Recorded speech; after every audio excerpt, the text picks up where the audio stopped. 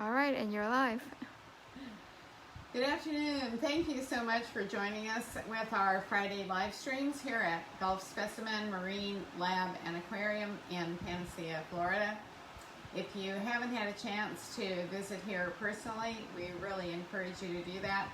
We are now open to the public, taking a number of COVID precautions, but there's no better place in the North Florida, South Georgia area to come look at marine life. It's just really very special that way. Last week we did our first part of how to become a marine biologist, and we covered things like going to school, where you should go to school, how much you should take, etc.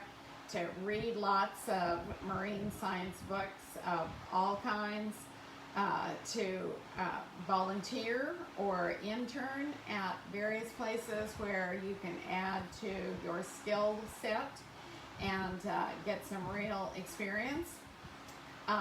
We encouraged you to develop a mentor and work with someone who can help you develop those goals as you become a marine biologist.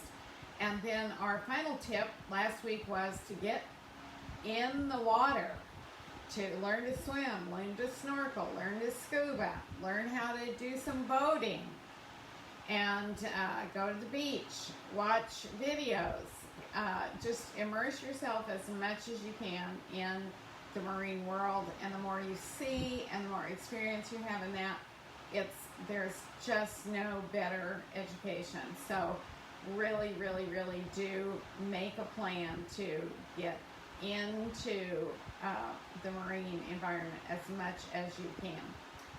This week we're going to go through 6 through 10 things that you can do to become a marine biologist. And before we begin, I want to once again encourage you to go on YouTube and look at the videos of Melanie Knight, who was my inspiration for doing this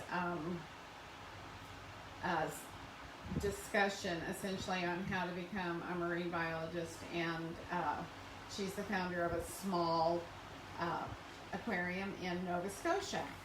She calls it a mini aquarium. Apparently it's very cute. I want to go. Okay, so my first piece of advice for part 2 here, number 6, for those of you who are taking notes, is pair your interests. I mean, virtually none of you have no interests besides marine biology. Everyone is interested in multiple things, and you want to learn to try and think about ways you can pair your interests. For instance, you may have an interest in photography, which is a really good thing to pair with marine science. You can take pictures at the aquarium when you're snorkeling or scuba diving. You can work on lighting. You can. There are just a number of things you can do, and that will make you more saleable as a marine biologist if you have that kind of pairing of interests. Some of you may have an interest in art. One of the most successful marine biologists I know started out as a illustrator, science illustrator. So she was drawing pictures of hermit crabs and starfish and fish, and she's really been able to make a wonderful career out of that by pairing her interests. If you have an interest in video games and robotics, you may want to look into being an ROV pilot or a submersible pilot. There are not a whole lot of positions right now, but that field is getting bigger and bigger as we use remotely operated vehicles for both industry and science in the world's oceans. If you have any interest in engineering, that's always a wonderful thing to pair with marine science. Languages, where I worked with a woman one year who went to South America every year to teach marine science in the coastal countries of South America, Brazil, Colombia, Suriname, many of those areas. Maybe you have an interest in politics or policy. That's a wonderful thing to pair with marine science. Law is another important area where those two interests can be paired to your advantage and give you more opportunities for jobs. And as you get into the field and you get experience, then you can kind of narrow your well, you learn what you like and what you don't like, and so in that next job you want more of those things you do like to do and less of those things you don't like to do. And as you move forward in your career, looking at those other interests that you might have becomes really important. Number 7 is, what kind of jobs are available in this field? And I have to tell you, there are lots and lots and lots of different kinds of jobs. You may not start out in a job that is your perfect fit, but if you use that job as a learning experience and build on your skills there, it will help you in the long run. So let me just go through some of those things. Like I said, remotely operated vehicle pilots are becoming more and more important. You may want to work in the ecotourism industry, leading whale watches or leading canoe trips into marine areas, doing boat tours. I used to do a lot of boat tours in the Everglades. That gave me a ton of public speaking experience, learning where to research information and make that easy and palatable to the public. So that's another one. Fisheries, that's the science of studying fish and shellfish that are commercially important. There are lots of jobs in fisheries, both freshwater and marine. There are lots of jobs in the seafood industry, everything from having your own fishing vessel to marketing fish, brokering fish, and shellfish. You may work for a private contractor doing environmental impact statements.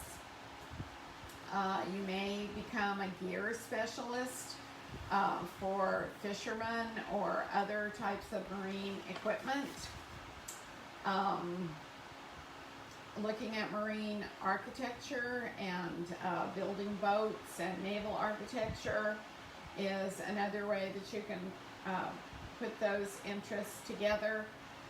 Data collection, research, mapping, GIS work, global, I forget what that means, but finding things on the map and mapping those correctly. Aquaculture, the business of growing marine organisms for sale, is a growing industry. Aquariums, animal husbandry, and aquarist positions are very important. There are jobs in the National Oceanic and Atmospheric Administration, so government jobs. The military oftentimes has environmental specialists that work at various military bases. Hydrology, water flow, watersheds, parks and preserves, park rangers, estuarine research reserves, national marine preserves like Point Loma and many, many others. You might work in water quality analysis, what's the dissolved oxygen and the ammonia, etc., of those sources of water. Climate science jobs, policy positions. There are many nonprofits that are trying to preserve the ocean world, and they need help developing policies that will work in today's world, and also alternative energy sources. Even there are some that deal with wind energy in an ocean environment, producing wind energy, tidal machines that produce energy, etc. Okay, so it's just, don't just keep looking at everything you might have a chance to do to increase your knowledge and what you want to do in marine science. Okay, number 8 is to broaden your horizons and start really feeding your soul with inspiration, because that's really important. Everybody gets discouraged when they're not getting the perfect job, so look for things that you can do that give you lots of inspiration. I love art, and I have 2 or 3 favorite artists that do a lot of work depicting marine organisms. Charlie Harper, who's passed away but is one of my favorites, has very stylized art that depicts a lot of marine organisms. Did a lot of posters for the National Park Service. There's music that I listen to that I find very inspirational. Think about what you can do. I walk the beach 3 times a week because that literally speaks to me about my love of the ocean, and it allows me to see things and interact in a way that I wouldn't always have a chance to. So start looking for those things that feed your love and passion for marine science. Number 9 is start building relationships. And I don't care if you're in elementary school or if you're in your 50s, learning to build relationships that can help you in your goals of marine science is really important. And you want to start talking to people and find out who they know. And every time you work somewhere with people, you're going to want to keep in touch with those people, because they're going to know other people who are involved in your marine science field. And it's just really important to start putting together a Rolodex, a list of people that you know that you can contact when you need something.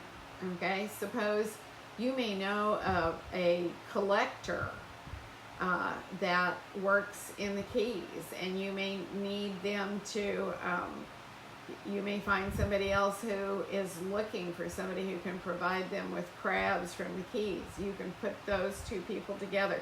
The more you can build relationships, the better it is. And now that we have social media and a lot of stuff is done electronically, you can amass a really good list of people with contact information, addresses, phone numbers, where you can get in touch with those people.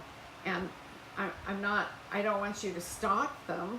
I don't want you to just, email them every other day with, things they need to do to help you out, but keep them in mind. And when, and give them your contact information so that you have some give and take all the time, back and forth between people who are in the business. And so if you want to work at an aquarium, whenever you visit an aquarium, talk to those employees that you see on the floor. Talk to their volunteers. get some names and phone numbers, and find out, you can give them a call. Are they hiring anybody? Do they have internships for college students? It just gives you a ton of networking that you really need to start developing as soon as you can. Okay, so build those relationships. Don't abuse those relationships, but just keep building on those relationships over time. And number 10 is kind of tough. In some ways it's tough, and in some ways it's just really, really fun. You want to start to build a vision of what you want to be as a marine biologist. What kind of things really interest you? What kind of research are you, have you been introduced to and that you know? Do you want to train dolphins, or do you want to be involved in dolphin research, or just right now you may not have a real clear picture, but start making like they encourage people who are redecorating their houses and stuff to do a board that has all of their inspiration pieces. Do that for your becoming a marine biologist. Put aside a couple pieces of paper or a poster board and start or a Pinterest page, and start pinning things onto there that interest you and that you really thought were neat when you first encountered that. It can include videos, it can include articles, it can be things you found on Science Friday. So start putting together a vision for yourself. And as you get more experience, and once again, with that experience, you'll begin to realize, okay, I really like doing this, but I don't like doing this so much. So then you want to increase those things that you really like, and decrease those things that you go, okay, I don't want anything to do with the boat because I just get seasick every time. So I thought that was good, but that's not going to work out for me. So my vision of myself as a marine biologist, I may have to do something different. So as you get that experience, make that vision of yourself clearer and clearer. And that way, as you go through your career, you're not going to doubt yourself. It's going to make it easier to make decisions. And that's always really important, because you want to be happy with those decisions that you make. And the clearer your vision of yourself as a successful marine biologist, the better career you're going to have. Okay, so that's number 10. Thank you very much for letting us share this information with you, and we'll be posting that on Facebook, but we might have some questions.